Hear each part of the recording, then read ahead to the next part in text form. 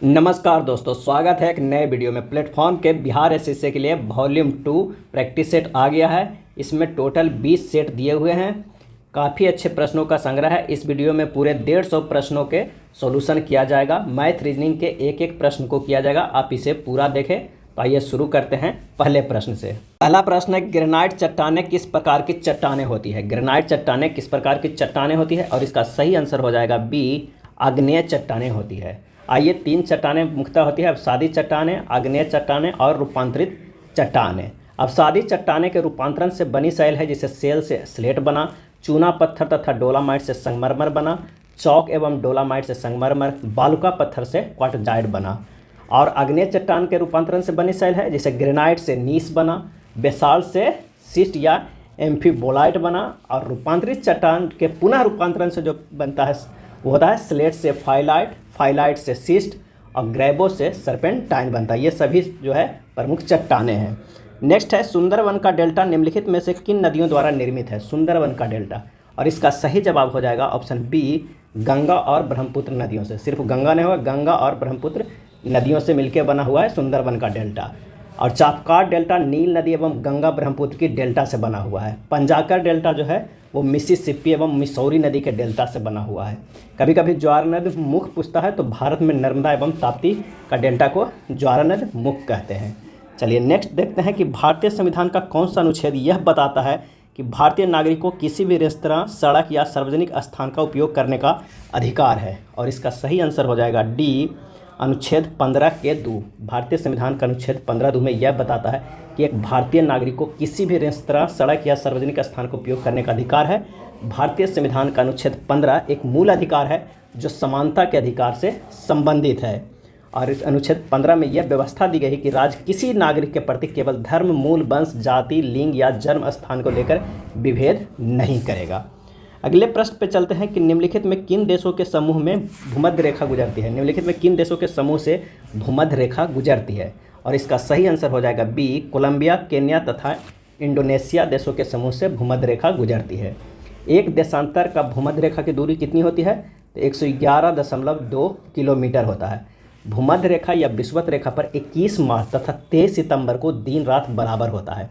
और भूमध्य रेखा लगभग 13 देशों से होकर गुजरता है। 13 देशों से। एशिया महाद्वीप में गुजरता है मालदीव, इंडोनेशिया, किरिबाती से। दक्षिणी अमेरिका देश में इक्वाडोर, कोलंबिया और ब्राज़ील से।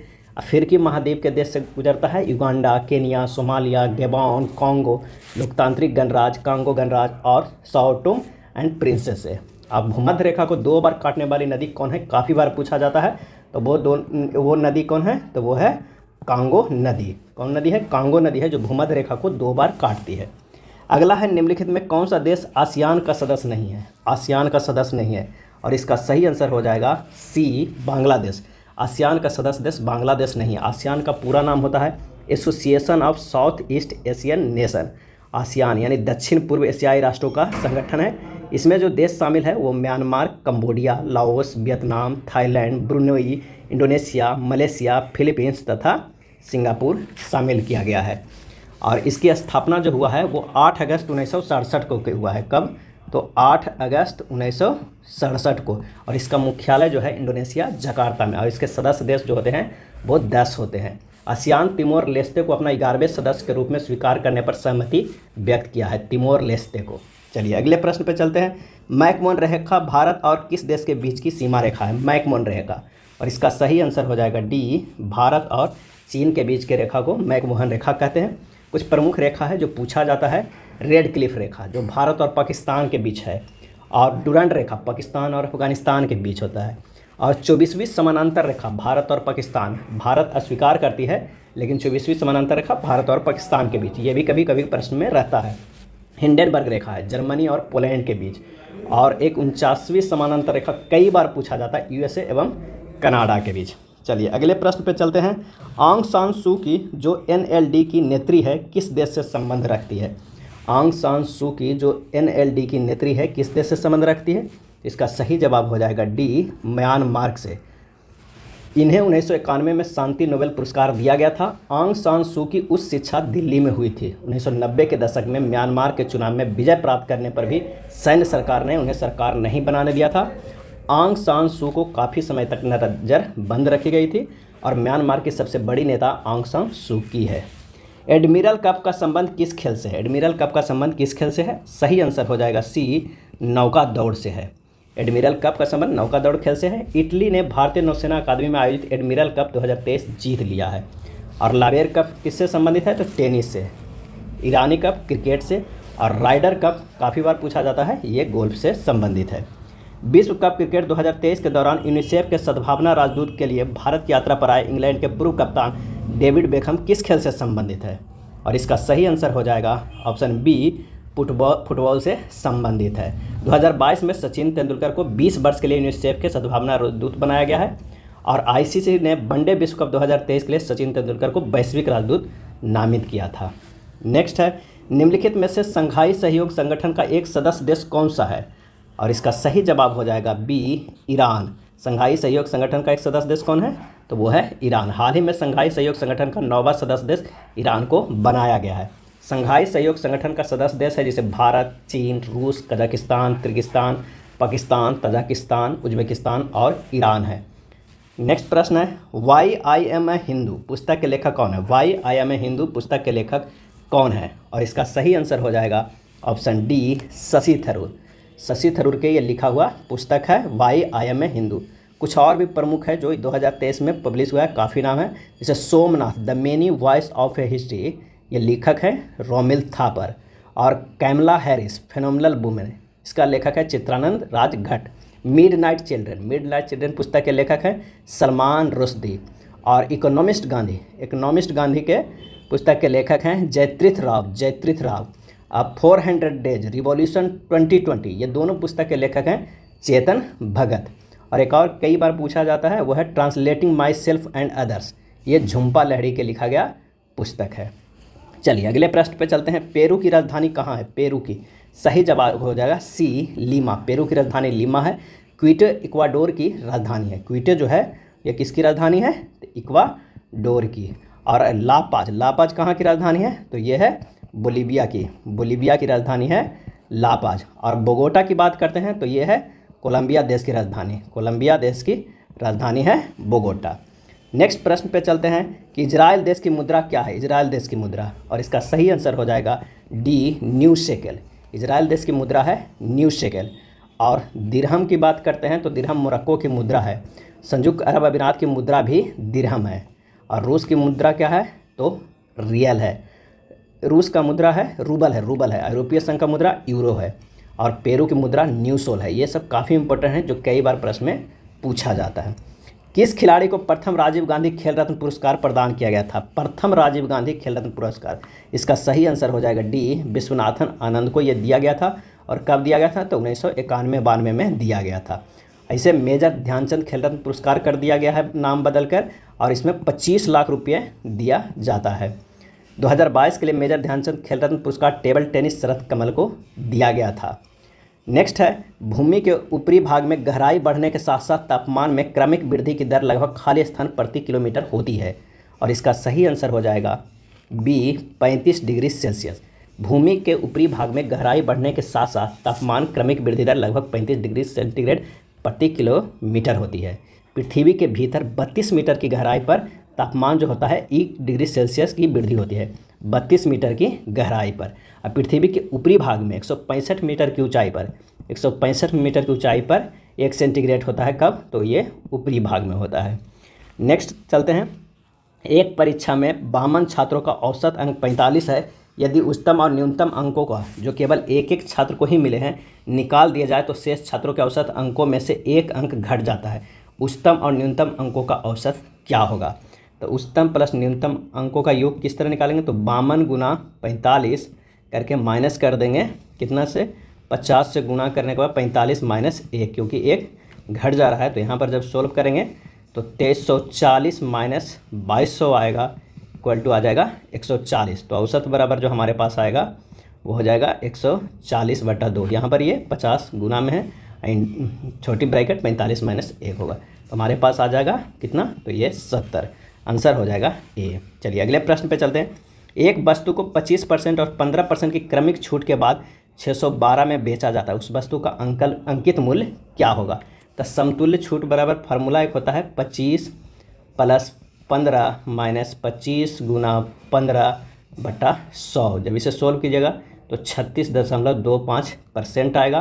प्रश्न में अब क्या करना है कि x - x × 36.25/100 = 612। जब इसे आप सोल्व कीजिएगा तो हमारा x के मान आ जाएगा, वही अंकित मूल आ जाएगा, तो वो कितना आ जाएगा 960 रुपया हो जाएगा। पहले क्रमिक बट्टा निकाल लेंगे और उसके बाद अंकित मूल को x मान लेंगे तो आ जाएगा। तो आंसर हमारे पास जो आ जाएगा वो हो जाएगा B 960।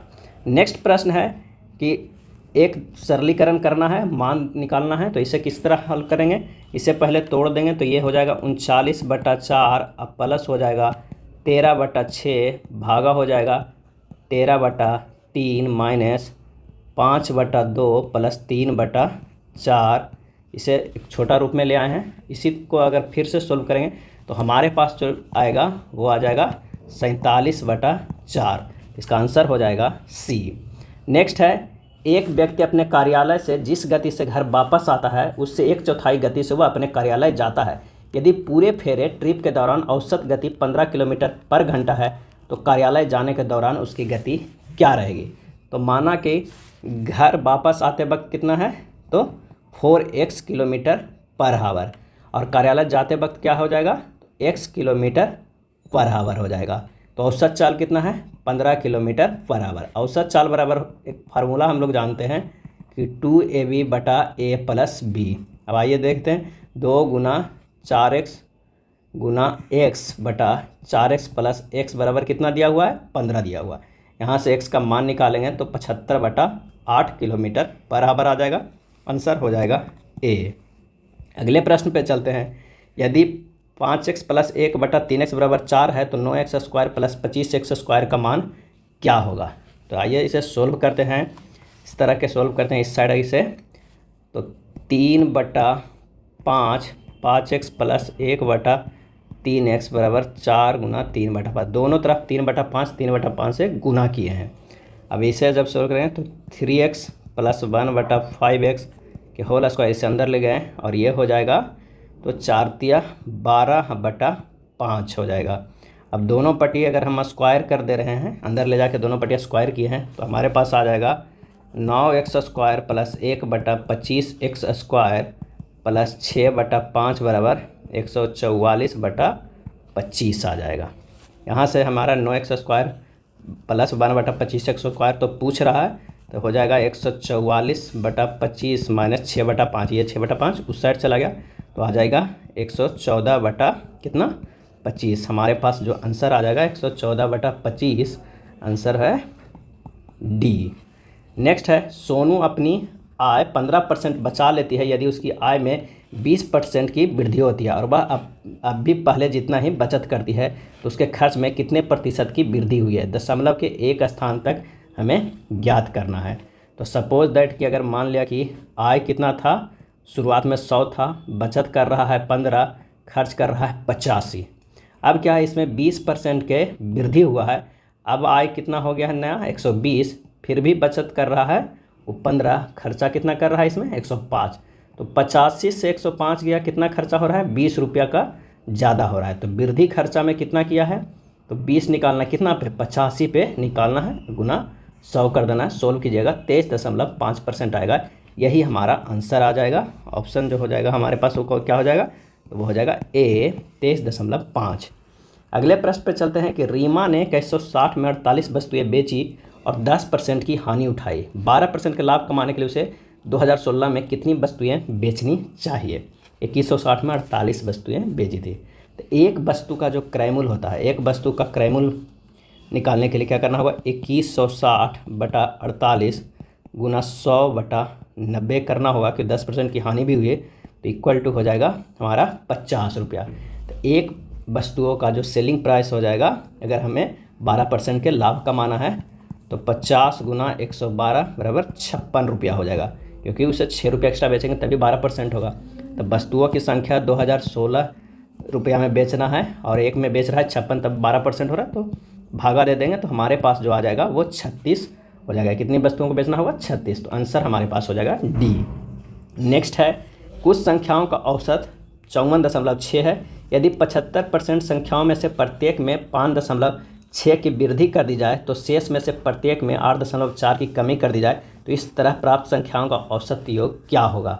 तो आइए इसे सॉल्व करते हैं। माना कि कुल संख्या कितना है तो 100 है। अभिष्ट औसत कितना हो जाएगा तो 54.6 गुना 100 प्लस 75 गुना 5.6 माइनस 25 गुना 8.4 अब बटा कितना हो जाएगा 100 हो जाएगा। बस इसी को सोल्व कीजिएगा तो हमारे पास आ जाएगा 5460 प्लस 420 माइनस 210 बटा 100 बराबर 5670 बटा 100 यानी 56.70। इसका आंसर हो जाएगा ऑप्शन डी। नेक्स्ट प्रश्न है कि एक लड़के ने RS3 में 15 चॉकलेट की दर से कुछ चॉकलेट खरीदी तथा सभी चॉकलेट को 2 में 3 चॉकलेट की दर से बेच दिया। लाभ या हानि क्या हुआ। तो एक चॉकलेट का क्रय मूल्य कितना हो जाएगा तो 3/15 करेंगे यानी 1/5 हो जाएगा। एक चॉकलेट का विक्रय मूल्य कितना है तो 2/3 है। तो लाभ हमारे पास कितना हो गया 2/3 माइनस 1/5 करेंगे तो हमारे पास जो आ जाएगा वो 7/15 आ जाएगा। 7/15 ये लाभ हुआ। तो लाभ जो परसेंटेज हमारे पास निकलेगा वो हो जाएगा 7/15 और गुना 100/1 कितना 5 में। तो हमारे पास जो निकल के आ जाएगा वो 233.1/3%। इसका सही आंसर हो जाएगा ए। नेक्स्ट है वह छोटी से छोटी संख्या ज्ञात कीजिए जो 7, 14, 28, 35 और 42 से पूर्णतः विभाज्य है। पूर्णतः विभाज्य है। तो पूर्णतः विभाज्य करने के लिए क्या करना होगा 7, 14, 28, 35 और 42 को हमें LCM निकालना होगा। पहले 7 से 1, 2, 4, 5, 6 फिर 2 से 1, 1, 2, 5, 3 और इसे जब LCM बराबर करेंगे तो हो जाएगा 7 गुना 2 गुना 2 गुना 5 गुना 3 बराबर 420। आंसर हमारा आ जाएगा डी। दो संख्याओं का अनुपात 2:3 है और उनके लघुत्तम समवर्त और महत्तम समवर्त का गुणनफल 9600 है तो संख्याओं का योग क्या होगा। तो इसे इस तरह सॉल्व करेंगे। माना कि संख्या कितना है 2x और 3x है तो 2x गुना 3x बराबर LCM गुना SCF ये हमारे पास फार्मूला होता है। यानी 6x² बराबर 9600 x² बराबर 1600 x बराबर हो जाएगा कितना 40। तो दोनों संख्याओं का योग कितना हो जाएगा तो 5 3 और 2 कितना 5 हो गया। 5 गुना 40 बराबर 200। आंसर हमारे पास आ जाएगा सी। अगला है 71,624 में 7 का स्थानीय मान क्या होगा। 71,624 में 7 का तो 7 का स्थानीय मान इस पर कितना शून्य दिया हुआ है तो ये 4 गो हो जाएगा शून्य। एक पे 7 की जगह पर 1 रख दिया जितना ये डिजिट है तो 4 शून्य हो जाएगा। तो हमारे पास जो आंसर आ जाएगा वो हो जाएगा 70,000। आंसर हो जाएगा ए।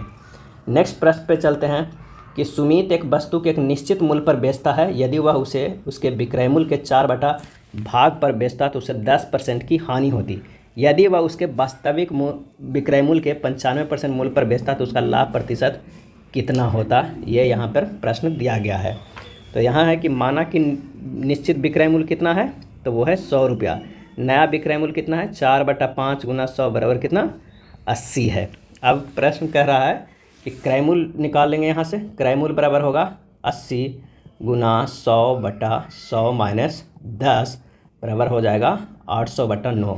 वास्तविक विक्रय मूल्य जो है वो कह रहा है 95% यानी 95 रुपया। तो लाभ कितना हो जाएगा 95 माइनस 800/9 तो हमारे पास आ जाएगा 55/9 हो जाएगा। ये लाभ हो गया।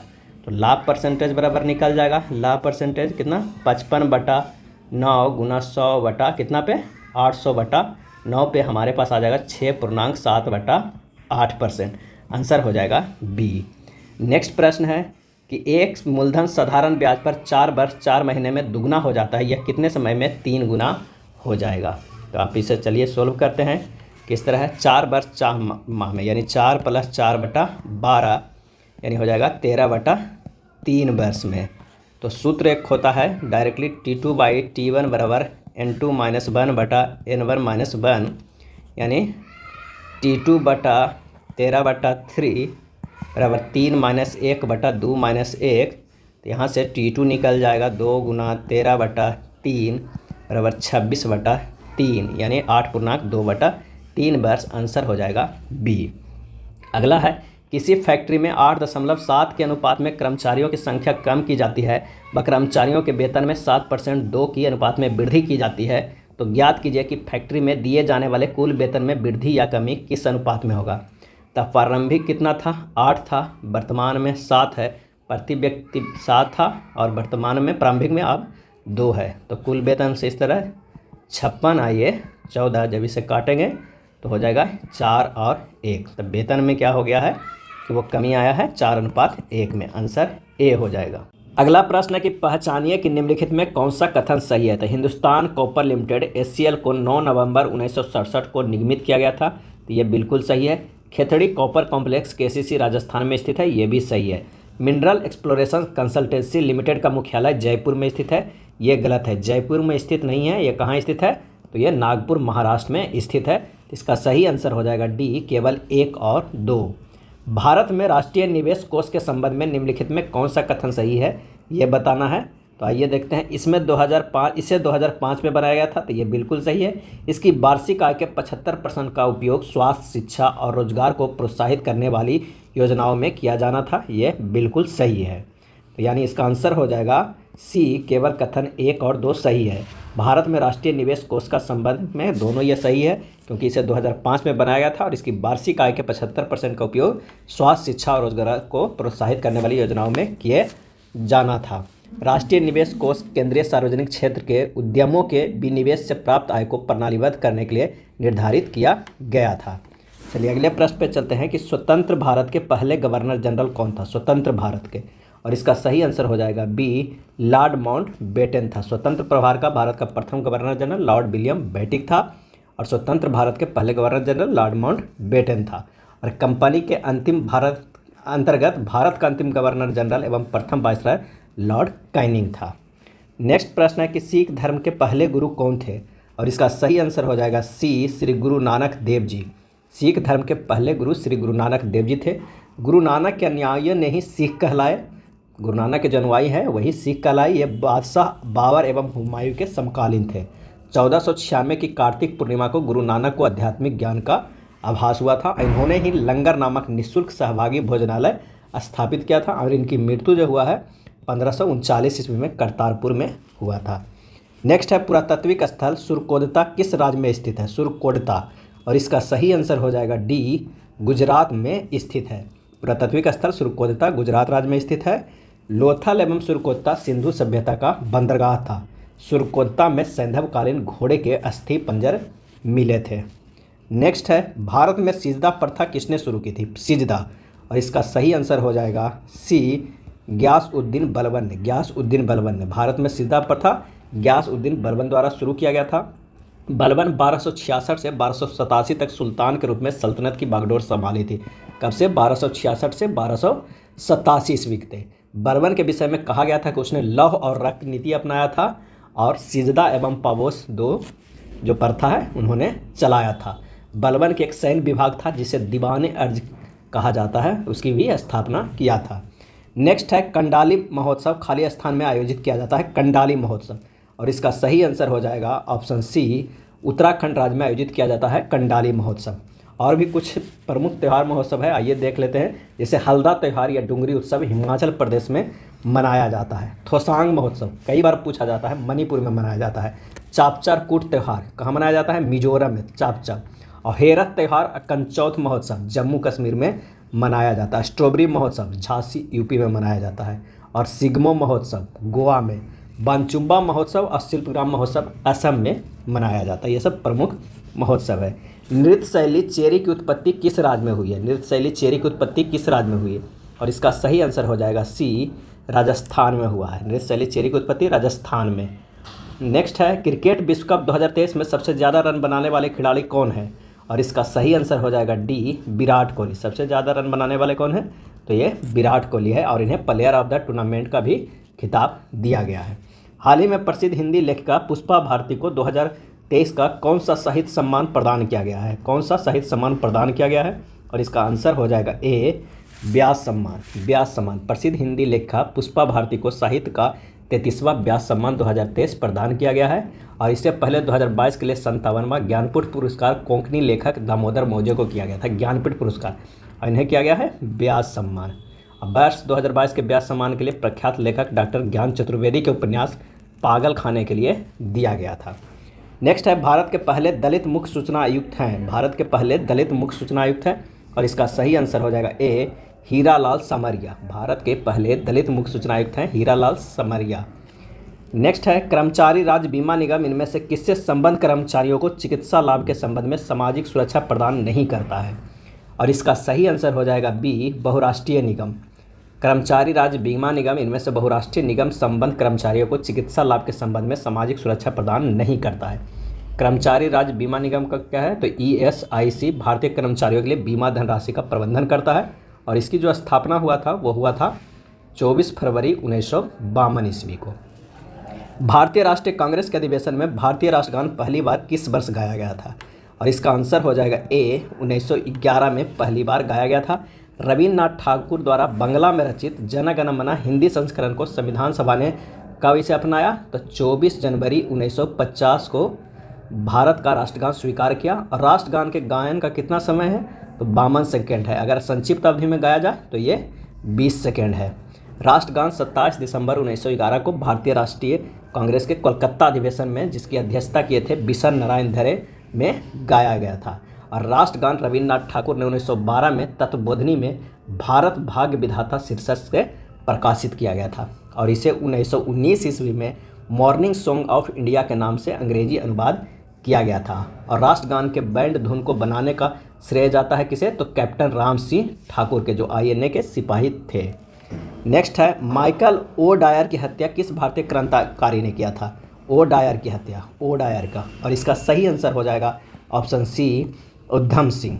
माइकल ओ डायर की हत्या उधम सिंह भारतीय क्रांतिकारी ने की थी। 13 मार्च 1940 को लंदन में पंजाब के सुनाम नामक स्थान के सरदार उधम सिंह ने पंजाब के भूतपूर्व lieutenant governor Michael O'Dwyer को गोली मारकर हत्या कर दिया, क्योंकि 13 अप्रैल 1919 को अमृतसर में जालियांवाला बाग हत्याकांड हुआ था और उसमें जो हत्याकांड कराने वाला मेन आदमी था वो जनरल ओ डायर ही था। नेक्स्ट है, चौरी चौरा कांड किस वर्ष में हुआ था? और इसका सही आंसर हो जाएगा ऑप्शन ए, 1922 में हुआ था। 5 फरवरी 1922 में चौरा चौरी कांड हुआ था। गोरखपुर जिले के चौरा चौरी नामक स्थान पर असहयोग आंदोलनकारियों ने क्रोध में आकर थाने में आग लगा दिया था, जिसमें से एक थानेदार व 21 सिपाहियों की मृत्यु हो गई थी। टोटल 22 लोगों को हो गया था। याद रखिएगा 1922 में ही हुआ था। और 12 फरवरी 1922 को असहयोग आंदोलन स्थगित कर दिए गांधी जी, ये घटना सुनकर। चौरी चौरा घटना के बाद महात्मा गांधी ने असहयोग आंदोलन को अपना हिमालय जैसी भूल बताई थी। नेक्स्ट प्रश्न है, ए तथा बी की आय 5:3 के अनुपात में है। ए, बी एवं सी के खर्चे 8:5:2 के अनुपात में। यदि सी 2000 रुपया खर्च करता है और बी 700 रुपया बचाता है तो ए की बचत कितनी है? ए का बचत कितनी है ये देखना है। तो आइए इसे सबसे पहले सोल्व करने का थोड़ा सा इसमें हीट एंड ट्रायल भी लगाना होगा। अगर ये 5:3 है, यहाँ सी नहीं है, तो इसे अगर हम सबको 1900 से गुना कर देते हैं, 1900 से, तो ये हो जाएगा 9500 और ये हो जाएगा 5700 हो जाएगा। क्यों गुना करेंगे वो आगे पता चल जाएगा। उसके बाद खर्च जो कह रहा है कि खर्च का अनुपात 8:5:2 है और 2 को 1000 से इसमें से गुना करते हैं। 1000 से इसलिए कि सी का जो खर्चा है वो 2000 दिया हुआ है, इसलिए 1000 से गुना करेंगे। इसमें भी 1000 से गुना करेंगे तो ये 5000 हो जाएगा। यहाँ 5700 इस करना होगा क्योंकि इसलिए कि 700 की ये बी वाले बचत करते हैं। 5700 माइनस 5700, इसलिए 1900 से ये गुना किया गया था, 1900 से। चलिए फिर देखते हैं इसमें से क्या है, इसमें से भी 1000 से गुना करेंगे तो ये हो जाएगा 8000। अब प्रश्न में क्या रहा है कि ए बचत कितना करता है। तो ए का जो ये है यहाँ पर ये आय था 5.3 का और ये था जो खर्च था। तो खर्च 8000, अब आय कितना 9500, तो 9500 माइनस 8000 हमारे पास आ जाएगा 1500। यही हमारे पास बचत है, आंसर हो जाएगा ए। नेक्स्ट प्रश्न है कि n × n+1 n+2 n+3 n+4 n+5 का औसत क्या होगा। अगर इन सभी को हम जोड़ देते हैं और इसे भागा कितने में है तो 6 है, तो 6 कर देते हैं तो ये आ जाएगा। इसके बाद सोल्व करेंगे तो 6n+15/6 हो जाएगा। इसे सोल्व करेंगे तो n+5/2 हो जाएगा। तो हमारे पास जो आंसर आ जाएगा वो हो जाएगा बी। नेक्स्ट इस तरह का प्रश्न है, a + b + c का मान निकालना है। तो आइए सोल्व करते हैं। 16/23 को हम लिख सकते हैं 1/23 पूर्णांक 23/16 लिख सकते हैं। फिर इसे जब सोल्व करेंगे तो 1/1 + 7/16 लिख सकते हैं। 16 + 7 23/16 हो जाएगा। फिर इसे और तोड़ना है, 1 + 1/16/7 लिख सकते हैं। तो ये 7 ऊपर चला जाएगा, 16 नीचे चला जाएगा। फिर इसे एक स्टेप में और तोड़ेंगे, 1/1 + 1/2 + 2/7 हो जाएगा। इसे और नीचे एक बार तोड़ेंगे, 1/1 + 1 2 + 1/7/2 हो जाएगा। जब इसे और तोड़ेंगे तो हमारे पास एक आ जाएगा इस तरह कि यहाँ पर 1 + 1/2 + 1/3 + 1/2 इस तरह क्या आ गया, जहाँ पर ये ए है, यहाँ पर ये बी है और 3 जो है ये सी है। यानी a + b + 3 2 5 1 6 हो जाएगा। आंसर जो हमारा निकल कर आ जाएगा वो हो जाएगा क्या, हो जाएगा बी। नेक्स्ट है रेकरिंग वाला प्रश्न है, इसे सोल्व करते हैं। आइए 3.36 को लिख सकते हैं कितना, तो 3 + 36/99 और उसमें से माइनस करना है 2 + 0/5 है 99, क्योंकि यहाँ पर 2 है, और उसमें से प्लस करना है 1 + 33/99। इसको सिंपल फॉर्म में हम लिख दिए हैं और इसी को सोल्व कर देना है। तो 2 + 36/99 - 0.05/99 और प्लस 33/99, तो आ जाएगा 2 + 64/99 यानी 2.64 और 64/99, तो रेकरिंग हो जाएगा। तो आंसर हमारे पास आ जाएगा डी। चलिए अगले नंबर पे करते हैं, निम्नलिखित में कौन सा सही है, इसमें से बताना है कौन सा सही है। तो ये है कितना, 2/3 3/5 और 11/15। तो 3 5 15 है, उसका एलसीएम जो हो जाएगा वो कितना हो जाएगा, 15 हो जाएगा हर वालों के लिए। और उसे क्या करना, नीचे सभी को 15 कर देंगे तो आ जाएगा 10/15 9/15 और 11/15। इसे आप सजा दीजिए और ये बी आंसर हो जाएगा। 2/9 और 7/10 दोनों के व्युत्क्रमों के योग का व्युत्क्रम क्या होगा। तो 2/9 के व्युत्क्रम क्या होगा, 9/2 हो जाएगा, और 7/10 के व्युत्क्रम हो जाएगा 10/7, यानी 63 + 20/14 हो जाएगा 83/14। तो परिणाम का रहा योग का व्युत्क्रम क्या होगा, तो ये होगा 14/83। आंसर हमारे पास आ जाएगा ए। नेक्स्ट प्रश्न है कि एक संख्या को 5 से भाग देने पर 3 शेष बचते हैं, इस संख्या के वर्ग को 5 से भाग देने पर शेषफल क्या होगा। माना कि संख्या x को 5 से भाग देने पर भागफल कितना बच रहा है, k हो रहा है, तो शेष कितना हो रहा है, शेष कितना बच रहा है, तो बच रहा है 3। तो x बराबर हो जाएगा 5k + 3, x² बराबर हो जाएगा 5k + 3k होल स्क्वायर। जब इसे तोड़िएगा तो 25k² + 30k + 9 हो जाएगा, और यहाँ पर 5 कॉमन ले लेंगे तो 5k² + 6k + 1 + 4 हो जाएगा। अतः x² को 5 से भाग देने पर शेषफल कितना बचेगा, तो वो बचेगा 4 बचेगा। इसका सही आंसर हो जाएगा डी। नेक्स्ट है, यदि 3/5 के पावर 3 3/5 के पावर -6 बराबर 3/5 के पावर 2x - 1 हो तो x का बराबर मान क्या होगा। तो सभी में 3/5 3/5 है, तो यहाँ इसको हम लिख सकते हैं क्या, 3/5 के पावर 3 - 6 लिख सकते हैं, यानी 3 - 6, और इन सब से इक्वेट कर देंगे। 3 - 6 को किसने 2x - 1 से इक्वेट कर देंगे, तो हमारे पास जो आ जाएगा x के मान वो होगा -1। तो आंसर हो जाएगा हमारा सी। चलिए अगले प्रश्न में 8 + 2√15 का वर्गमूल क्या होगा।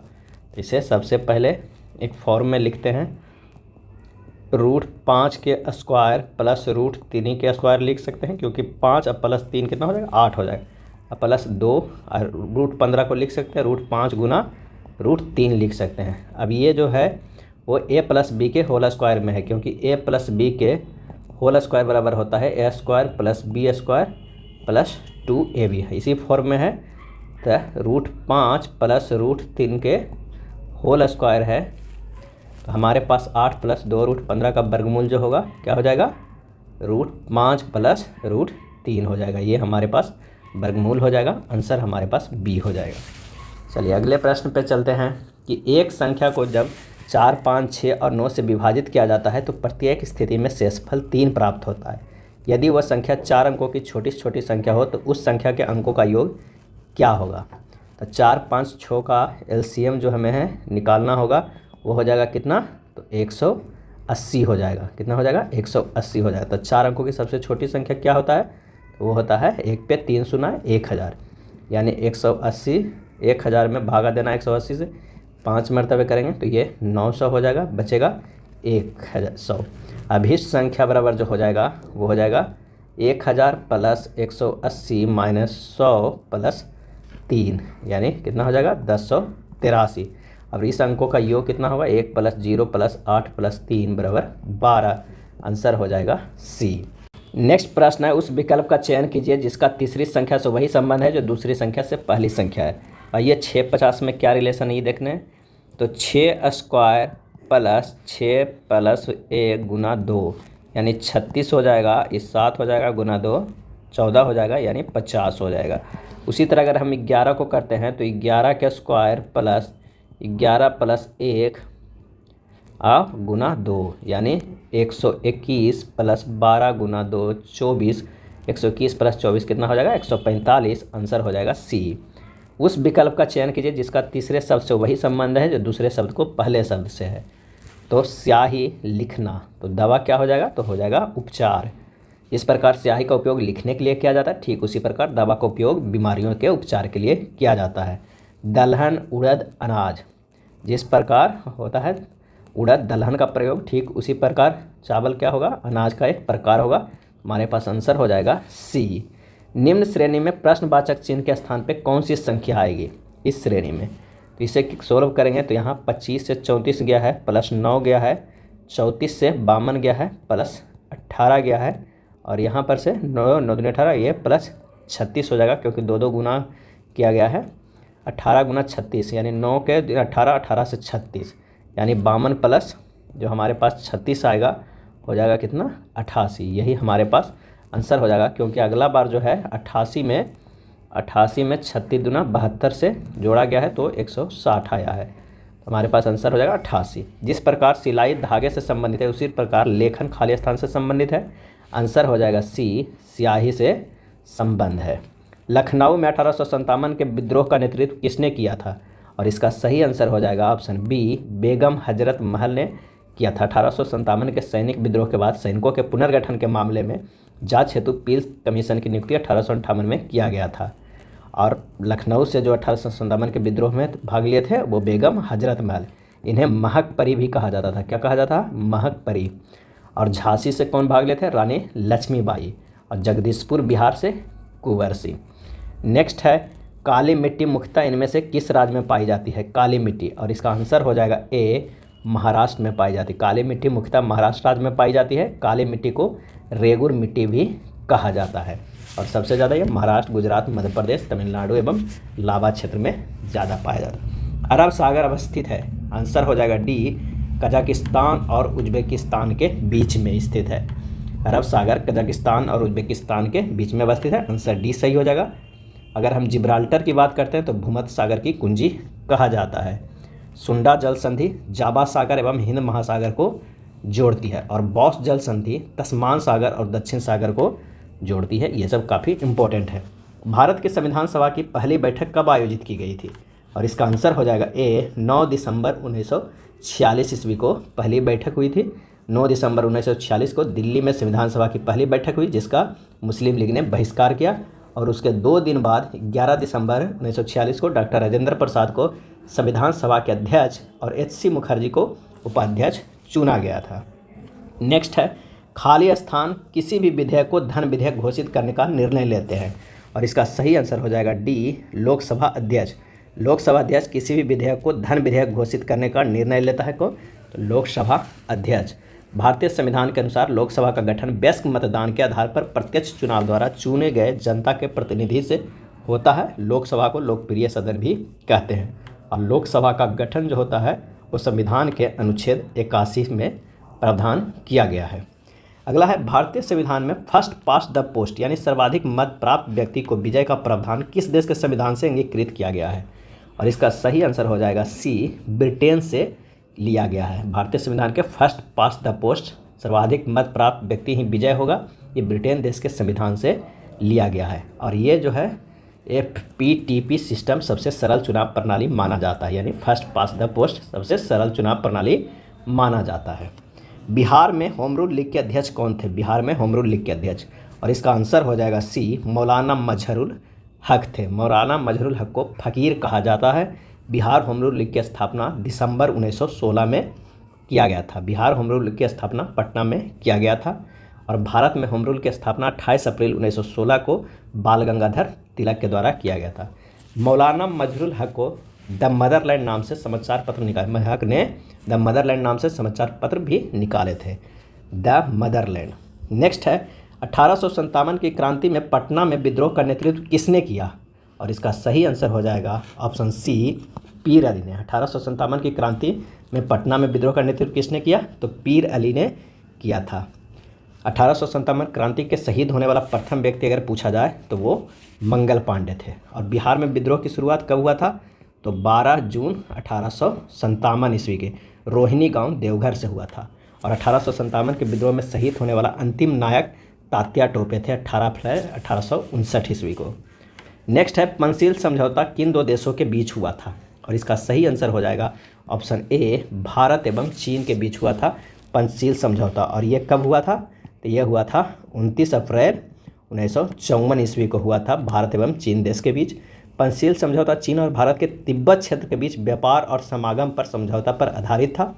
नेहरू का पंचशील सिद्धांत बौद्ध धर्म से ग्रहण किया गया था। नेक्स्ट है अफीम युद्ध किनके बीच लड़े गए थे? अफीम युद्ध, आंसर हो जाएगा ए, ब्रिटेन और चीन के बीच लड़ा गया था। पहला अफीम युद्ध जो हुआ था वह 1839 से 1842 ईस्वी तक लड़ा गया था तथा इस युद्ध में किंग राजवंश द्वारा किया गया था। दूसरा अफीम युद्ध जो हुआ था वह 1856 ईस्वी से 1860 ईस्वी के बीच लड़ा गया था। दूसरा अफीम युद्ध को तीर युद्ध या आंग्ला फ्रांसीसी युद्ध के रूप में जाना जाता है। दूसरा अफीम युद्ध ब्रिटेन और फ्रांस द्वारा चीन के खिलाफ लड़ा गया था। नेक्स्ट है मानात किस देश की नई मुद्रा है? मानात, और इसका सही आंसर हो जाएगा सी, अजरबैजान की यह मुद्रा है। अजरबैजान एक स्थल रूप देश है। यह वर्ष 1991 ईस्वी तक भूतपूर्व सोवियत संघ का भाग था। नेक्स्ट देखते हैं नूर संतारा किस देश की नई राजधानी है? नूर संतारा, और इसका सही आंसर हो जाएगा ए, इंडोनेशिया का नई राजधानी जो है वो नूर संतारा है। इंडोनेशिया में स्थित बोरोबुदुर नगर प्राचीन महायान बौद्ध मंदिर के लिए प्रसिद्ध है और नूर संतारा इंडोनेशिया की ये नई राजधानी है। नेक्स्ट है निम्नलिखित में कौन सा आदि से कथन भारत के पड़ोसी देशों के संदर्भ में सही है, ये बताना है। तो ये भारत ने 2022 में क्षयमान अर्थव्यवस्था को सहारा देने के लिए लगभग $4 बिलियन के अनुदान से मालदीव को सहारा दिया, ये गलत है।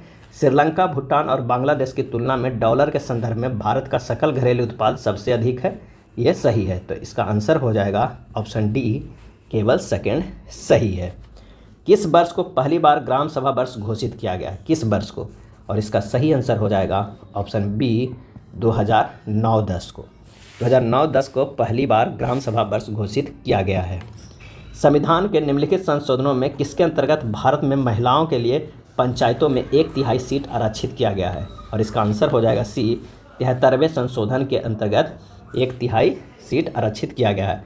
भारतीय संविधान भाग 9 के तहत अनुच्छेद 243 घ थर्ड के अंतर्गत पंचायती राज संस्थाओं में महिलाओं के स्थान आरक्षित किए गए हैं।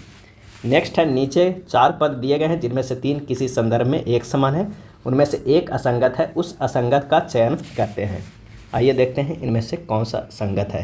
तो आइए डी से अगर एच गया है तो ये +4 हुआ है, और एच से एस जो है वो विपरीत अक्षर है, क्या है? तो ये विपरीत अक्षर है। और एस से पी गया है -3 गया है।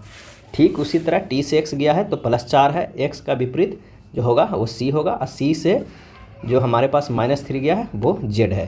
तो ये दूसरा भी एक जैसा है। तीसरा की अगर हम बात करते हैं तो एन से आर गया, ये तो +4 है, आर का विपरीत जे, ये गलत है, जे नहीं होगा। और जे से -3 जी गया है तो ये तो सही है, लेकिन विपरीत नहीं है, तो आंसर हमारे पास यही मिल जा रहा है, वो है सी।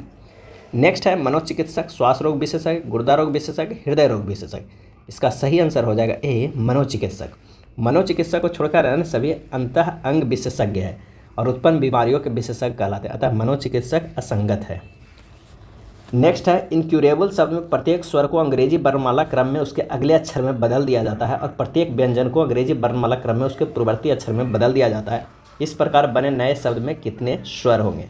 यानी हमारे पास जो है वो आई है, वो क्या है? स्वर है, तो इसको अगले हैं तो ये जे में बदल दिया जाएगा। एन जो है क्या है? तो वो व्यंजन है, तो उसे पहले एम में बदल दिया। इसी तरह बी, भी, क्यू, बी, ए, के और एफ में बदल दिया जाएगा। इस प्रकार बने शब्द में कितने स्वर है? तो सिर्फ ए यहाँ पर स्वर आता है, आंसर हो जाएगा 1। यदि ए हैशटैग बी का अर्थ है ए बी का भाई है, ए बी का अर्थ है ए बी की पुत्री है, ए स्टार बी का अर्थ है ए बी की मौसी है, इस तरह का एक दिया हुआ है, ये ब्लड रिलेशन का है, आप इसे सोल्व कर लीजिएगा। इसका जो आंसर हो जाएगा वो हो जाएगा डी, पति हो जाएगा। अगला है छात्रों के एक कक्षा में राजेश शीर्ष से 15वें और प्रकाश नीचे से 25वें स्थान पर है। ज्ञान प्रकाश से 10वें स्थान आगे है। यदि राजेश और ज्ञान के बीच ठीक 10 छात्र है तो कक्षा में कुल कितने छात्र है? राजेश का शीर्ष स्थान कितना है? तो वो है 15वां। प्रकाश का नीचे से स्थान कितना है? तो वो है 25वां। तो ज्ञान को नीचे से स्थान हो जाएगा 25 प्लस 10 यानी 35वां। तक कक्षा में कुल छात्र कितना हो जाएगा? तो हो जाएगा 15 प्लस 10 प्लस ये 35 बराबर हो जाएगा 60। आंसर हमारे पास आ जाएगा सी। यदि 17 जनवरी 2004 को शनिवार था तो 10 अप्रैल 2013 को सप्ताह में कौन सा दिन था? तो 17 जनवरी 2004 क्या था? शनिवार था, शनिवार। अब निकालना है 10 अप्रैल 2013। इसमें विषम दिन काउंट करना है। विषम दिन हो जाएगा 9 प्लस 1 प्लस 1 प्लस 1, क्योंकि लीप ईयर भी तो है 3। तो यहाँ पर हमारे पास आ जाएगा क्या? तो 9 plus 1 plus 1 plus 1 plus 14 plus 28 plus 31 दिन का जो महीना प्लस 10 अब बटा 7 यानी 95 भागा 7 बराबर हो जाएगा 4, यानी 4 प्लस शनिवार अब प्लस 4 दिन, तो हमारे पास आ जाएगा बुधवार। आंसर हो जाएगा ए। नेक्स्ट है किसी निश्चित कूट भाषा को जॉन को 60 और रानी को 72 लिखा जाता है, उसी कूट भाषा में युवान को क्या लिखा जाएगा? तो जे का जो होता है वो 10 होता है। जे का होता है क्या होता है? 10 होता है। ओ का 15 होता है, एच का 8 होता है, एन का 14 होता है। इसे लिखा गया है 1 प्लस 0 और इस प्लस कर दिया गया है। 15 को 1 प्लस 5 किया गया है, 8 को तो 8 ही रह दिया और 14 को 1 प्लस 4 किया गया है, यानी 1 प्लस 5 1 6 हो गया प्लस 8। और ये जो लास्ट वाला है कितना? 4 1 5 है, उसे तो 5 लिखा गया है, प्लस 5 भी होगा और उसमें से 3 से गुना कर दिया गया, यानी 20 गुना 3 बराबर हमारे पास 60 आ गया। यही इस तरह के जॉन को लिखा गया है। रैन को भी इसी तरह लिखा गया है। आर का 18 होता है, तो 1 प्लस 8 ए का 1 प्लस 4 प्लस क्या है? आई का 9 होता है। जब सबको जोड़ेंगे तो कितना होगा? 9 प्लस 1 प्लस 5 प्लस 9 और इसको 3 से गुना कर दिया है लास्ट में, तो ये 72 हो जाता है। उसी तरह युवान को करेंगे तो हमारे पास जो आ जाएगा वो हो जाएगा सी, 63 आ जाएगा। लास्ट में 3 से सभी में गुना किया, ये ध्यान रखना। किसी निश्चित कूट भाषा में मेल को RGSM लिखा जाता है, उसी कूट भाषा में सीम को किस प्रकार लिखा जाएगा? तो एम से जो आर गया है वो +5 है और ए से जी गया है +6 है और एल से एस गया है +7 है और ई से एम गया +8 है, यानी 5 6 7 8 एक एक बढ़ के ऐड किया गया है। उसी तरह एस से अगर +5 देखते हैं तो आ जाएगा हमारे पास एक्स, ई का देखते हैं 6 तो के आएगा, ए को 7 देखते हैं एच आएगा, एम को 8 देखेंगे तो यू होगा। हमारे पास आंसर आ जाएगा सी। यदि अंग्रेजी वर्णमाला में प्रत्येक वर्ण ए बराबर 2 बी बराबर 4 आदि से शुरू करके सम संख्या मान दिया जाता है तो इंडिया शब्द के लिए वर्णों का कुल मान क्या होगा? ए का स्थानीय मान 2 है, बी का स्थानीय मान 4 है। अंग्रेजी वर्णमाला के अक्षरों को स्थानीय मान में 2 से गुना कर सम संख्या मान दिया गया है। तो आई का जो हमारे पास आता है वो क्या होता है? 9 होता है। तो आई का 9 गुना 2 कितना होगा? 18। एन का 14 होता है तो 14 गुना 2 हो जाएगा 28 और डी का होता है 4, 4 गुना 2 हो जाएगा 8 और फिर से आई 9 गुना 2 18, यहाँ पर ये 4 है और ए का होता है 1, 1 गुना 2 बराबर 2। सभी को इसमें से ऐड कर देना है, जोड़ देंगे तो हमारे पास जो आएगा वो आ जाएगा 74। आंसर हो जाएगा सी। एक विशेष कूट भाषा इतना को इतना लिखा जाता है, उसी भाषा को इतना कैसे लिखा जाता है? तो 6 से 5 किया है, -1 किया है, और 1 से 1 किया है, ये तो बन के हम स्क्वायर भी कर सकते हैं या 1 के स्क्वायर, और फिर 8 से 7 किया, फिर -1 किया है, और 2 को 4 किया यानी 2 के स्क्वायर किया है, फिर -1 किया है, और फिर 1 के स्क्वायर किया। इस तरह सीरीज है।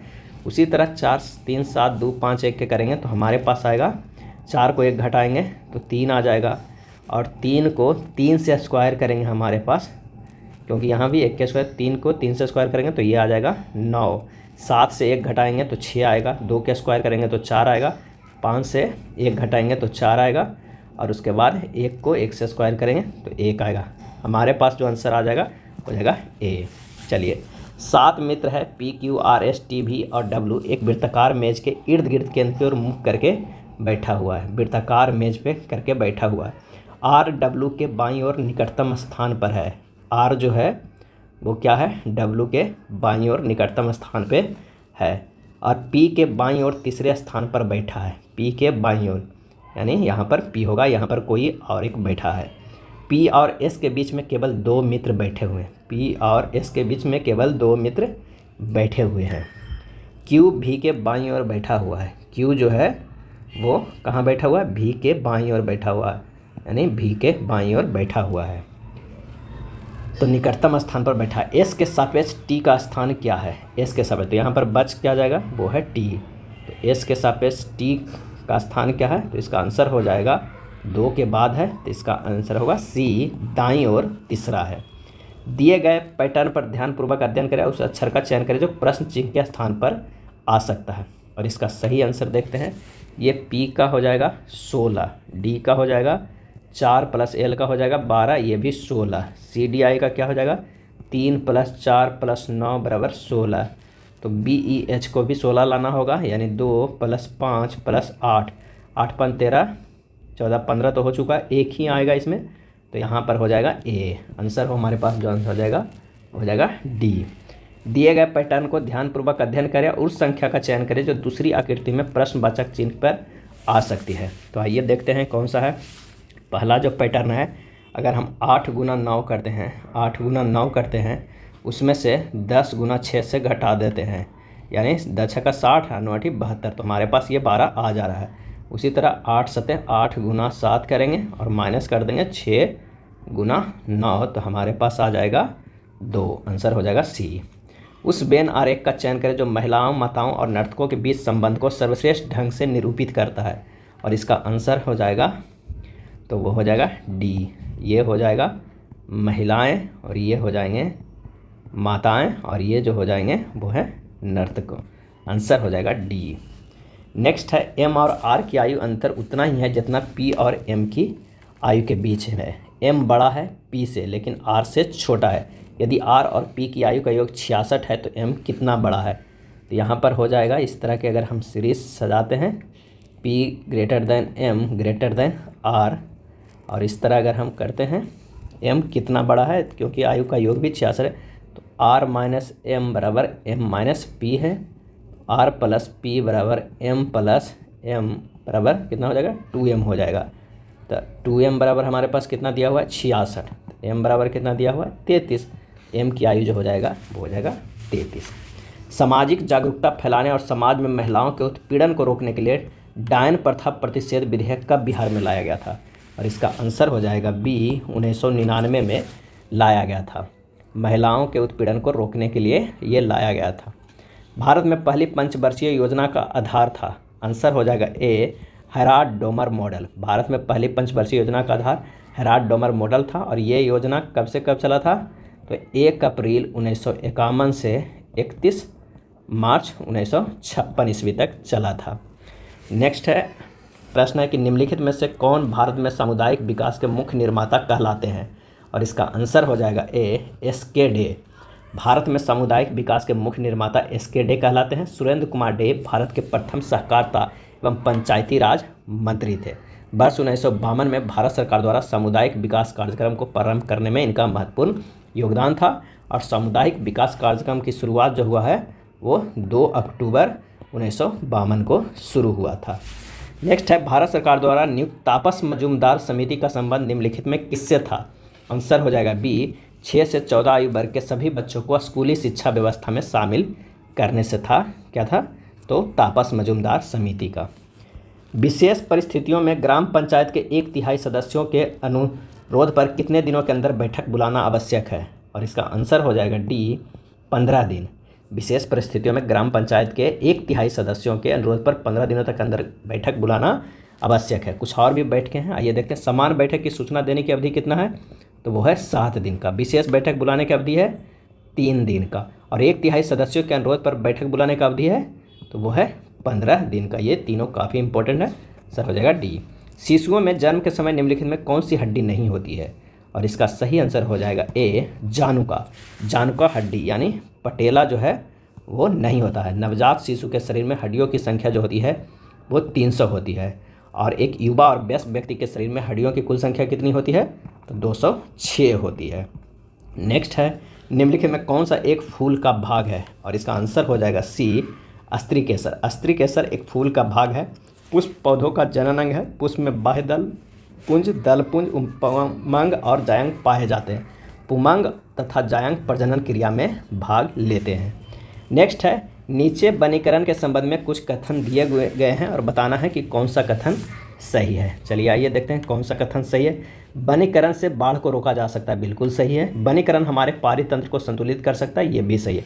आंसर हमारे पास हो जाएगा ए, क्योंकि ये दोनों सही है। राष्ट्रीय वनीकरण और पर्यावरण विकास बोर्ड भारत सरकार द्वारा 1992 में स्थापित किया गया था और राष्ट्रीय वनीकरण कार्यक्रम वर्ष 2002 में शुरू किया गया था। सूर्य और चंद्रमा द्वारा गुरुत्वाकर्षण के माध्यम से पृथ्वी को एक ही दिशा में खींचने के कारण क्या उत्पन्न होता है? आंसर हो जाएगा ए, बृहद ज्वार भाटा उत्पन्न होता है। क्या होता है? बृहद ज्वार भाटा होता है। नेक्स्ट है, आवर्त सारणी के वर्ग 1 के तत्व क्या है? और इसका आंसर हो जाएगा सी, क्षार धातुएं हैं। आवर्त सारणी के वर्ग 1 का तत्व क्षार धातुएं हैं। आवर्त सारणी की खोज मेंडलीफ ने किया था। इसमें 7 आवर्त और 9 वर्ग थे। आधुनिक आवर्त की खोज मोसले ने कब किया था? 1913 में किया है, जिसमें 7 आवर्त हैं और इसमें 18 वर्ग हैं। कितने वर्ग हैं? 18 वर्ग हैं। उसमें 7 आवर्त तो थे लेकिन 9 ही वर्ग थे। इससे दुगने वर्ग की खोज हुई है मोसले के द्वारा। चलिए नेक्स्ट है, निम्नलिखित में कौन युग्म सही सुमेलित नहीं है? तो देखना है, मेलाटोनिन निद्रा का नियंत्रण करता है, बिल्कुल सही। इंसुलिन की बात करते हैं, रक्त शर्करा का नियंत्रण करता है, ये भी सही। ऑक्सीटोसिन स्तन ग्रंथि से दूध का निस्सरण करता है, ये भी सही है। गैस्ट्रिन रक्तचाप का नियमन, ये गलत है। गैस्ट्रिन रक्तचाप का नियमन नहीं करता है। गैस्ट्रिन एक जठरांत्र हार्मोन का कार्य मुख्य रूप से प्रेरित पार्श्विक कोशिकाओं को छिपाना, हाइड्रोक्लोरिक एसिड, अग्न्याशय के रस तथा पीत के स्राव को प्रोत्साहित करना है। अगला है, किसी परिपथ में विद्युत धारा को प्रवाह की दिशा को दर्शाने के लिए किस उपकरण का उपयोग किया जाता है? और इसका सही आंसर हो जाएगा ए, गैल्वेनोमीटर का उपयोग किया जाता है। गैल्वेनोमीटर विद्युत धारा के चुंबकीय प्रभाव पर आधारित है। गैल्वेनोमीटर श्रेणी क्रम में लगाया जाता है। किस क्रम में लगाया जाता है? तो श्रेणी क्रम में लगाया जाता है। और गैल्वेनोमीटर 10⁻⁻6 एम्पियर से भी कम धारा मापता है। अगला है, फ़ारेनहाइट स्केल पर परम शून्य ताप का मान कितना होता है? फ़ारेनहाइट स्केल पर परम शून्य का तापमान मान होता है -459.67 फ़ारेनहाइट। 459.67 फ़ारेनहाइट काफ़ी इंपॉर्टेंट है, आप इसे याद कर लीजिए। सेल्सियस स्केल पे परम तापमान होता है, परम शून्य तापमान -273.15 डिग्री सेल्सियस। और केल्विन स्केल पर शून्य ताप होता है 0 केल्विन होता है। और -40 डिग्री काफ़ी इंपॉर्टेंट है, इसमें सेल्सियस और फ़ारेनहाइट दोनों पे समान तापमान होता है। नेक्स्ट प्रश्न है, जब हम आलू यानी कंद को छिलका उतारते हैं तो हम छिलके के रूप में किसे उतारते हैं? और इसका जो सही आंसर हो जाएगा वो हो जाएगा ए, पेरिडर्म यानी परितवक को। जब हम आलू यानी कंद का छिलका उतारते हैं तो हम छिलके के रूप में पेरिडर्म यानी परितवक को उतारते हैं। पेरिडर्म द्वितीयक वृद्धि का एक घटक है जो तने और जड़ों की सतह की ओर बनते हैं। पेरिडर्म में फेलम, फ्लोजेम और फ्लोडर्म सम्मिलित होते हैं। अगले प्रश्न पर चलते हैं। यह विदित है कि कार्बन मोनोऑक्साइड का प्राणियों पर दुष्प्रभाव होता है, क्योंकि? आंसर हो जाएगा बी, इसके कारण O2 परिवहन कम हो जाता है। इसके कारण O2 परिवहन कम हो जाता है। कार्बन मोनोऑक्साइड हीमोग्लोबिन के साथ जुड़कर बहुत थोड़ा हीमोग्लोबिन ऑक्सीजन के लिए छोड़ता है। इन्हीं कारणों से ऑक्सीजन के प्रति इसकी बंधुता भी कम हो जाती है। उस वेन आरेख का चयन कीजिए जो निम्नलिखित वर्गों के मध्य संबंध का सर्वश्रेष्ठ चित्रण करता है। और इसका सही आंसर हो जाएगा ऑप्शन बी, कागज़, शिल्प और कला का क्या हो जाएगा, तो ये हो जाएगा बी। यहाँ पर कला, कागज़ और शिल्प रख सकते हैं। नेक्स्ट है, एक ही पासे के दो अलग अलग स्थितियाँ दर्शाई गई जिनके 6 फलकों पर ए से एफ तक के अक्षर अंकित किए गए। वह अक्षर चुने जो सी अक्षर वाले फलक के विपरीत है। तो यहाँ पर हमें देखना है कि अगर एफ सेम है तो यहाँ से क्लॉकवाइज चलते हैं, एफ सी ई हो जाएगा और दूसरे में एफ बी डी हो जाएगा। सी के अपोजिट बी, ई के अपोजिट डी, तो एफ के अपोजिट जो हो जाएगा वो क्या हो जाएगा, तो वो हो जाएगा ए। हमारे पास जो आंसर आ जाएगा, सी के अपोजिट क्या था, बी, तो आंसर हो जाएगा बी। पूछ रहा है सी के अपोजिट, एफ के अपोजिट ए हो जाएगा। यदि पूर्व उत्तर पूरब बन जाता है तो पश्चिम क्या बन जाएगा, कह रहा है कि जो पूर्व है वो उत्तर पूर्व बन जाता है, यानी ये 45 डिग्री से घूम जाता है। तो पश्चिम क्या हो जाएगा, पश्चिम भी इधर घूम जाएगा, तो ये दक्षिण पश्चिम हो जाएगा। यानी जो आंसर हो जाएगा हमारे पास वो हो जाएगा क्या, तो वो हो जाएगा डी। आंसर हो जाएगा डी। यदि एंशियंट को इतना और नेचर को इस कोड में लिखा जाता है तो ट्रेन को किस भाषा में लिखा जाएगा। तो आइए ये डायरेक्टली अपना ध्यान रखिए कि ए को 2 लिखा गया है, एन को 5 लिखा गया है, सी को जो हमारे पास 1 लिखा गया है, आई को 6 लिखा गया है। इस तरह लिखा गया है। और नेचर को भी अगर नेचर में देखते हैं तो एन को क्या लिखा गया है, एन को 5 लिखा गया है, लेकिन ए को यहाँ पर 2 लिखा गया है। तो उसी तरह हम ट्रेन को पूरा लिखेंगे तो 9 4 2 6 5 आएगा। आंसर हो जाएगा सी। अक्षरों के उस संयोजन को चुने जो दी गई श्रृंखला में रिक्त स्थानों पर क्रमिक रूप से रखे जाने पर श्रृंखला को पूरा करेगा। तो आंसर हो जाएगा डी। आप इससे रखिएगा तो इस श्रृंखला को पूरा करेगा और ये श्रृंखला जो बनेगा वो बनेगा इस तरह के। यहाँ पर से आप श्रृंखला में रख सकते हैं, यहाँ पर भी होगा, कहाँ एम और पी रखना है, यहाँ पर क्या रख देते हैं, यहाँ पर सिर्फ एक एम रखाएगा और यहाँ पर पी रखाएगा। इस तरह के P Q M D H का एक श्रृंखला बनेगा। नेक्स्ट है, दिए गए विकल्प में उस शब्द का चयन करें जिसे दिए गए शब्द के अक्षरों का उपयोग करके नहीं बनाया जा सकता है। डॉटर से नहीं बनाया जा सकता। इसका आंसर हो जाएगा सी टच, क्योंकि डॉटर में ओ अक्षर ही नहीं है, ये जो ओ है वो नहीं है उसमें, तो हमारे पास आ जाएगा सी। पी क्यू का भाई है, एस पी का पिता है, आर एस का भाई है। यदि टी आर की माँ है तो पी का टी से क्या संबंध है। इस तरह के आप बना सकते हैं। टी है, इसका अगर देखा जाए तो ये एस है और इसका पी है, यहाँ पर बनेगा ये क्यू होगा, यहाँ पर जो हमारे पास इसके वो आर बनेगा।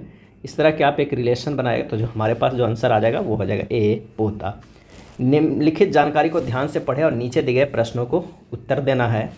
ये आराम से बना लीजिएगा कि पिकनिक के दौरान एक खेल खेला गया जिसमें खेल के लिए आर से जेड तक लड़कों और लड़कियों का मिश्रण में 9 व्यक्तियों को एक सीधी पंक्ति में खड़ा होना पड़ता है। लड़कों ने पीले दस्ताने पहने थे और लड़कियों ने नारंगी दस्ताने। पंक्ति शीर्ष में नारंगी दस्ताने के साथ शुरू होती है। लड़के और लड़कियां पंक्ति में बारी बारी से खड़े होते हैं। पंक्ति में प्रत्येक स्थान पर केवल एक व्यक्ति की ही खड़ा हो सकता है। और इस तरह के ये दिया हुआ है, आर एस के 7 स्थान आगे हैं। इस तरह आप बनाइएगा और यहाँ पर जब आप से कीजिएगा तो एक हो जाएगा, यहाँ पर डब्लू होगा, यहाँ पर आर होगा, यहाँ पर एक्स होगा, यहाँ पर बी होगा, यहाँ पर टी होगा, यहाँ पर वाई होगा, यहाँ पर जेड होगा, यहाँ पर यू होगा और यहाँ पर एस होगा।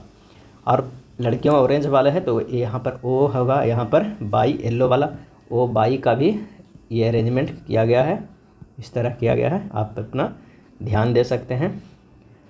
तो चलिए आप इसे सोल्व करें। कह रहा है पंक्ति में मध्य में क्या होगा, तो वो हो जाएगा टी। आंसर हो जाएगा बी।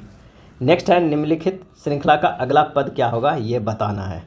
तो आइए देखते हैं कि जेड से -2 करते हैं तो x आता है, 26 से -2 करेंगे तो 24 आएगा। उसी तरह x से -2 करेंगे तो v आएगा और 24 करेंगे तो -2। v से -2 करेंगे तो क्या आ जाएगा t। अब 22 से 2 करेंगे तो 20। आंसर हो जाएगा T20 डी। नेक्स्ट ये है, तो ये दोनों में कौन सा होगा। तो आइए पहले देखना है कि किस तरह अरेंज किया गया है। 5 से हमारे पास गया है 6, 1 है और 6 से 1 बढ़ा है तो 7 है और लास्ट का 7 8 को जे को त्यों रख दिया गया है। ठीक उसी तरह किया गया है अगले बार में कि 6 7 को 1 1 बढ़ाया गया, 6 से 7 गया, 7 से 8 गया, 7 8 को रख दिया गया है, यानी फिर से ये रख दिया गया है। अब क्या है, 7 8 को 1 1 बढ़ाएगा और ये 7 8 को फिर से रख देगा, यानी ये तो हमारे पास लास्ट वाला दोनों कॉमन ही रहेगा। तो हमारे पास आंसर हो जाएगा ए, जो दोनों में कॉमन रहेगा। और इसी तरह निकालेंगे तो हो जाएगा हमारे पास ए। उस समुच्च का चयन कीजिए जिसमें दी गई संख्याओं के बीच वही संबंध है जो नीचे दिए गए समुच्चों के संख्याओं के बीच में है। तो आइए देखते हैं क्या किस तरह ये अरेंज है। 12 51 5 है, यानी 12 + 5 17 × 3 कर देंगे तो 51 हो जाएगा। तो ठीक है, उसी तरह अगर हम 5 और 36 को करते हैं तो 5 + 7 5 12 × 3 कर देंगे तो ये हो जाएगा 36। लास्ट वाला अगर 11 51 6 को देखते हैं तो ये भी अरेंज है। 11 + 6 × 3 करेंगे तो 51 आ जाएगा। हमारा पास आंसर हो जाएगा सी। 8:45 घड़ी की दोनों सुइयाँ, घंटे वाली सुई और मिनट वाली सुई के बीच बना कोण कितना हो जाएगा? तो एक फार्मूला हम लोग जानते हैं, H/M बजे घड़ी की दोनों सुइयों के बीच में जो कोण का फार्मूला होता है वो होता है कितना? तो 30H - 11/2 M होता है। तो 8:45 बजे सुइयों के बीच क्या होगा? 30 × 8 - 11/2 × 45 हमारे पास आ जाएगा 240 - 247.5 यानी 7.5। क्योंकि मोड में है तो ये निगेटिव नहीं होगा। 7.5 लगभग 7 डिग्री का आंसर हो जाएगा टी। नीचे एक कथन है, उसके बाद विकल्पों में 4 निष्कर्ष दिए गए हैं। बताएं कौन सा निष्कर्ष दिए गए कथन के आधार पर सत्य है? और इसका सही आंसर हो जाएगा सी, K > N हो जाएगा। क्योंकि N से बड़ा S है और इससे बड़ा D है, बराबर K है, तो N से तो बड़ा ही होगा। एक विशिष्ट कोड भाषा को हॉर्स और एनिमल्स को इस तरह लिखते हैं, एनिमल्स आर मैमल्स को इस तरह और आर हॉर्स मैमल्स को इस तरह। तो इस कोड में एनिमल्स का कोड क्या है? तो इसका जो सही आंसर हो जाएगा वो हो जाएगा सी। दिए गए कथन पर विचार करें और बताए गए कि दिए गए धारणाओं में से कौन सा कथन निहित है। तो आइए देखते हैं। कंपनी जेड का शुद्ध एवं प्राकृतिक शहद खरीदे एक विज्ञापन है। धारणाएं क्या है वो देखना है। कह रहा कि कृत्रिम शहद तैयार किया जा सकता है। कंपनी जेड का शुद्ध एवं प्राकृतिक शहद खरीदे एक विज्ञापन है। तो कृत्रिम शहद तैयार किया जा सकता है, बिल्कुल किया जा सकता है। लोग शुद्ध एवं प्राकृतिक शहद के लिए अधिक कीमतों को भुगतान कर सकते हैं। यहाँ कीमत के बारे में नहीं है तो ये नहीं हो जाएगा। आंसर हो जाएगा ए, केवल धारण एक निहित है। कथानुसार स्पष्ट हो रहा है कि कृत्रिम शहद तैयार किया जा सकता है, इसलिए कंपनी जेड के विज्ञापन में लिखा गया है कि शुद्ध और प्राकृतिक शहद खरीदे और धारणाएं सेकेंड कथन के अनुसार भिन्न है, अतः केवल धारणा एक ही निहित है। नेक्स्ट है, किसी द्विविमीय गति में तात्क्षणिक चाल भी नोट एक धनात्मक नियतांक है, तब निम्नलिखित में कौन सा कथन अनिवार्य सत्य होगा? आंसर हो जाएगा डी, समान समय अंतरालों में समान पथ दूरियां तय की जाती है। यानी जब त्रिविमीय गति में तात्क्षणिक चाल भी नोट एक धनात्मक नियतांक पर है तब सत्य कथन है समान समय अंतरालों में समान पथ दूरियां तय की जाती है। जहां त्वरण ए है, वेग में परिवर्तन की दर होती है, तो ए बराबर जो होता है v - u/t होता है। अगर v बड़ा है ठीक है u से तो ये धनात्मक होगा, v छोटा है u से तो ये ऋणात्मक होगा। v बराबर u तो ये शून्यता पे। नेक्स्ट है, अनुप्रस्थ तरंगे क्या है? और इसका आंसर हो जाएगा ए, इन तरंगों में माध्यम के कण तरंगों के संचरण की दिशा के लंबता दिशा में कंपन करते हैं। किस तरह में कंपन करते हैं? तो लंबता दिशा में कंपन करते हैं।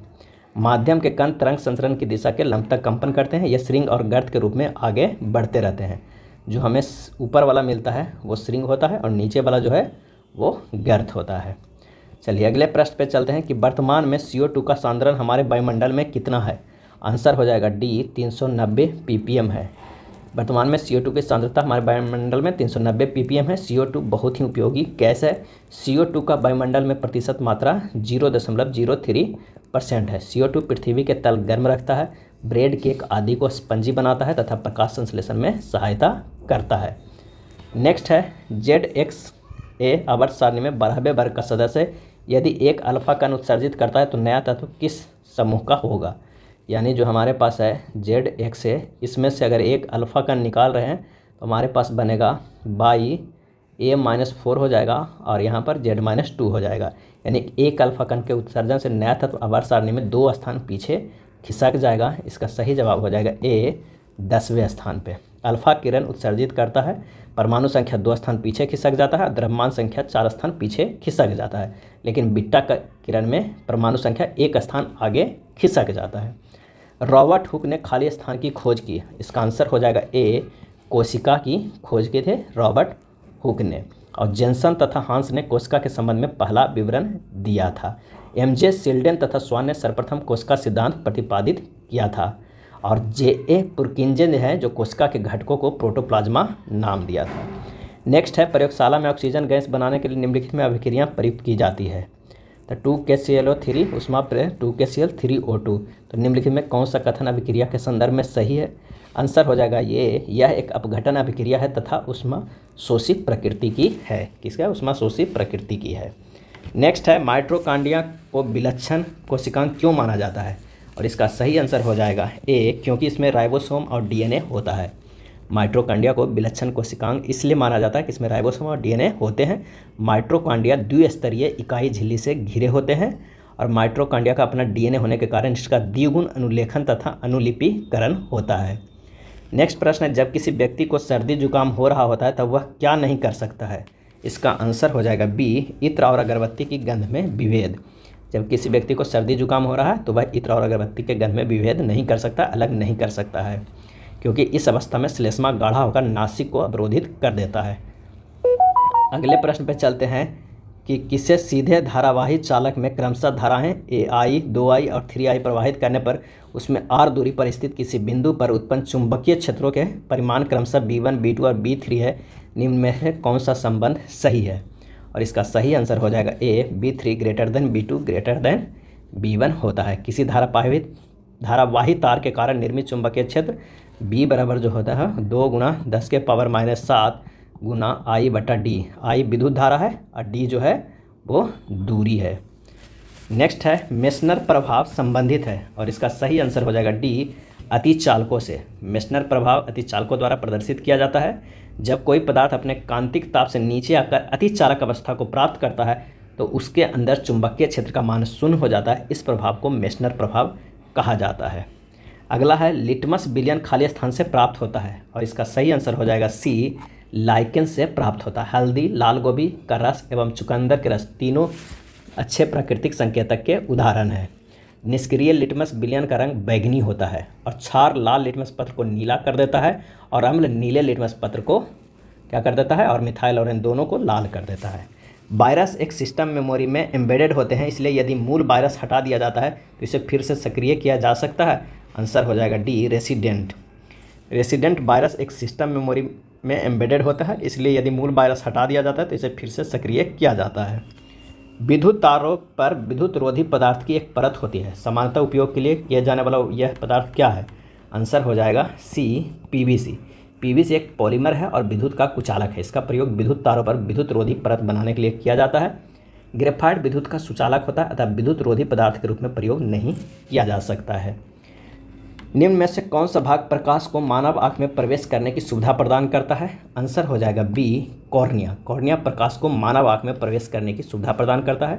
दृढ़ पटल के सामने का भाग कुछ उभरा हुआ और पारदर्शी होता है, जिसे कॉर्निया कहते हैं। कॉर्निया के पीछे एक रंगीन एवं अपारदर्शी झिल्ली का पर्दा होता है, इसे आइरिस कहते हैं।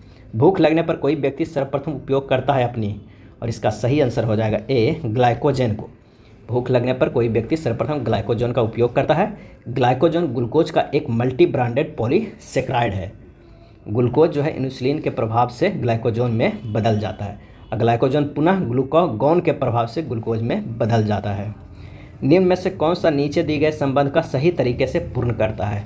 तो F से +7 जाएगा तो M होगा, D से +7 जाएगा तो K होगा और A से +7 जाएगा तो H होगा। इसी तरह यहाँ से अगर हम करेंगे Q से +7 X होगा और O से +7 करेंगे तो V होगा, L से +7 करेंगे तो S होगा। हमारे पास आंसर आ जाएगा D। दिए गए कथनों एवं निष्कर्षों को ध्यान से पढ़ते हैं और उसके अनुसार प्रश्न को सोल्व करते हैं। कथन कह रहा है कि कुछ छात्र विद्वान हैं, कुछ विद्वान लड़कियां हैं, सभी लड़कियां साक्षर है। इस तरह के आप एक ग्राफ बनाइए। यहाँ पर कुछ छात्र हो जाएगा और यहाँ पर विद्वान हो जाएगा। ये जो पूरे है ये विद्वान का है, विद्वान का, और ये वाला है जो हमारे पास कुछ लड़कियाँ का हो जाएगा और ये साक्षर का हो जाएगा। किससे का हो जाएगा? साक्षर का हो जाएगा। तो कुछ विद्वान लड़कियां हैं, सभी लड़कियां साक्षर है। या फिर इस तरह के एक भी ग्राफ बन सकता है, आप यहाँ भी इस तरह कर सकते हैं। ये भी एक ग्राफ बन सकता है, ये यहाँ पर नहीं जाएगा। इस तरह के भी ग्राफ बन सकता है। यहाँ पर छात्र होगा, ये विद्वान होगा और यहाँ पे लड़कियाँ, यहाँ पे साक्षर। इस तरह के आप दो वेन डायग्राम बना सकते हैं। अब निष्कर्ष पे आते हैं। क्या कह रहा है? कुछ छात्र लड़कियाँ हैं, गलत है। कुछ विद्वान साक्षर है, बिल्कुल सही है। और कुछ साक्षरों के छात्र होने की संभावना है, ये भी सही है। हमारे पास जो आंसर हो जाएगा वो हो जाएगा डी, केवल निष्कर्ष सेकेंड और थर्ड अनुसरण करता है। आइए फिर से कथन एवं टीका है, आइए देखते हैं। सभी तालाब झील है, यानी ये तालाब है और ये झील है, क्या है, झील है। सभी तालाब झील है। अब कोई नदी तालाब नहीं है, ये नदी है। कोई नदी जो है वो तालाब नहीं है। तो कुछ नदी झील नहीं है, कुछ नदी झील नहीं है, तो ये क्या होगा, ये गलत अगर हम करते हैं। और एक नदी झील नहीं है, ये भी, और ये कुछ नदी झील है, लेकिन ये क्या है ना, दो सही भी हो सकता है। तो यहाँ पर हो सकता है या ये, इसका जो हमारे पास आंसर आ जाएगा वो हो जाएगा क्या, तो बी हो जाएगा। या तो निष्कर्ष 1 या 2 अनुसरण करता है, क्योंकि ये भी तो बन सकता है, ये तालाब है, यहाँ पर ये हम कर देते हैं झील और यहाँ पर कर देते हैं नदी। इस तरह भी तो हमें ग्राफ बन सकता है। तो यहाँ पर से हो जाएगा क्या, कुछ नदी जो है वो झील है, झील नहीं है, क्योंकि कुछ नहीं है, ये सही हो जाएगा। कुछ नदी झील है, ये सही हो। तो ये एक बार तीनों नहीं होगा, एक बार दोनों ऊपर सही होगा, तो आंसर हो जाएगा बी। वह सही विकल्प चुने जो दिए गए शब्द को उस क्रम को दर्शाता है जो अंग्रेजी शब्दकोश में आते हैं। तो इसका जो सही हो जाएगा वो हो जाएगा सी, 2 4 6 5 3 1। पहले लिखा जाएगा क्या है, तो रीसेड लिखा जाएगा, उसके बाद रिक्लीनर लिखा जाएगा, इसी तरह लिखा जाएगा, आंसर हो जाएगा सी। उस विकल्प आकृति का चयन कीजिए जो दी गई आकृति में प्रश्नवाचक के स्थान पे आ जाएगा। इसका आंसर हो जाएगा डी, ये यहाँ पर आ जाएगा। नीचे दिए गए चित्र में कितने त्रिभुज है ये काउंट करके बताना है। इसमें टोटल जो हमारे पास आ जाएगा वो 14 त्रिभुज आ जाएंगे। आइए नीचे आकृति कागज़ के एक टुकड़े को मोड़ने के क्रम उस मुड़े हुए कागज़ को काटने का तरीका दर्शाया गया। वापस खोलने पर यह कागज़ कैसा दिखेगा। इसका जो सही जवाब हो जाएगा वो हो जाएगा सी, वो इस तरह के दिखेगा कागज़, क्योंकि पहला ये है। अगर हम दूसरे की बात करेंगे तो ये दूसरा में इधर भी आ जाएगा, एक इधर भी आ जाएगा, और तीसरे में वो दोनों तरफ आ जाएगा, इधर भी और एक इधर भी। तो आंसर हमारे पास आ जाएगा डी। अगला है वह विकल्प चुने जो दी गई आकृतियों में सन्निहित है। आकृति को घुमाना नहीं है, तो इसका आंसर जो हमारे पास आ जाएगा वो हो जाएगा डी। उस आकृति का चयन करें जो निम्न श्रेणी में अगले स्थान पे आएगा। तो अगले स्थान पे कौन सा आएगा, वो आएगा डी, आंसर हो जाएगा डी। उस आकृति का चयन कीजिए जो निम्नलिखित आकृति श्रृंखला में प्रश्नवाचक चिन्ह के पे आएगा। तो इसका जो सही आंसर हो जाएगा डी हो जाएगा। यदि आज मंगलवार है, आज से 64वां दिन कौन सा दिन होगा। तो 64 भागा अगर हम 7 करते हैं तो हमारे पास शेष जो बचेगा वो एक दिन बचेगा। तो मंगलवार प्लस एक दिन हो जाएगा बुधवार। वह विकल्प आकृति चुने जो तीसरी आकृति में उसी प्रकार संबंधित है जो दूसरी आकृति पहली आकृति से। तो इसका जो सही आंसर हो जाएगा वो हो जाएगा बी। गणितीय चिन्हों को सही संयोजन चुने जो क्रमिक रूप से होता है। तो इसका जो आंसर हो जाएगा वो हो जाएगा बी। यहाँ पर ये रखिएगा तो ये सही हो जाएगा। निम्नांकित 4 आकृतियों में से 3 में से एक निश्चित प्रकार की समानता है, एक असंगत है। उस असंगत आकृति को चयन कीजिए। तो इसमें जो असंगत दिख रहा है वो कौन सा है, तो वो हो जा रहा है बी। एक शब्द केवल एक संख्या समूह को दर्शाया गया जैसा कि विकल्पों में है, और नीचे दिए गए अवयव है। अवयव 1 के संदर्भ में पंक्ति संख्या 0 से 4 दी गई। इस तरह का एक अवयव 1 और 2 दिया गया है, और उसमें कह रहा है कि मिस्ट को क्या लिखेंगे। तो मिस्ट को लिखने के लिए सबसे पहले क्या करना होगा कि ये सीरीज बनेगा। अगर हम एम की बात करें तो 0 2 14 21 33 40 बनेगा। आई को बनेगा 58 65 77 89 96। एस का बनेगा 0 3 10 22 34 41। टी की बात करते हैं तो 56 68 75 87 99। तो स्पष्ट है कि जो लिखाएगा वो होगा 40 58 03 और 56, क्योंकि इसी तरह है तो हम लिख सकते हैं। और जो हमारे पास आएगा वो ये होगा। तो आंसर हमारे पास होगा बी। ये था प्लेटफॉर्म के द्वारा निकाला गया बिहार एसएससी के वॉल्यूम 2 के प्रैक्टिस सेट नंबर 1। अगर वीडियो अच्छा लगा तो लाइक एंड शेयर कर दीजिएगा। धन्यवाद।